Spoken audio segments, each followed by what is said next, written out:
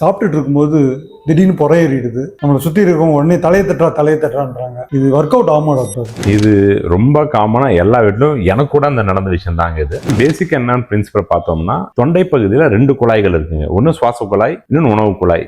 உணவு உள்ள போகும்போது சுவாச குழாய் மூடிக்கோங்க, சுவாச குழாய் காத்துள்ளப்போ உணவு குழாய் மூடிக்கும். இதுதான் பேசிக் பிரின்சிபல். இப்போ நம்ம சாப்பிட்றப்ப பேசிட்டே இருந்தோம்னா அப்ப என்ன ஆகும்னா, அந்த ஒரு சில ஃபுட் பார்ட்டிகல்ஸ் சுவாச குழாயில போயிட்டு இரிட்டேட் ஆகி காஃப் வருங்க. அப்படி இருக்கிறப்ப அந்த பேரு ஆஸ்பிரேஷன் சொல்லுவோம். தலையில தட்டினா அந்த சாப்பாடு உள்ள போகுமே தவிர வெளியே வராது. பெஸ்ட் என்னன்னா, அந்த மாதிரி புறை ஏறிச்சுன்னா பேக் சைடு கேப்புலான்னு சொல்லுவோம். 2 எலும்பு இருக்கு, அது சென்டர் பகுதியில் தட்டினா அது வெளியே வர வாய்ப்பு இருக்கு. நிறைய பேர் பார்த்தோம்னா இந்த சோக்கிங்னு சொல்லுவோம். சாப்பிட்ட சாப்பாடு தொண்டையில் போய் அடைச்சிக்கும். அப்ப அவங்களோட முன்பக்கம் குனியை வச்சு லீன் பண்ண வச்சு பின்பக்கம் தட்டினாலோ பிரஸ் பண்ணாலோ அந்த சாப்பிட்ட சாப்பாடு வெளியே வர வாய்ப்பு இருக்குங்க. உங்க வீட்டுல யாராவது சாப்பிடும்போது புறையேறிச்சுன்னா நீங்க தலையை தட்ட வேண்டாம், முது பக்கம் தட்டிக்கோங்க. அதுதாங்க பெஸ்ட்.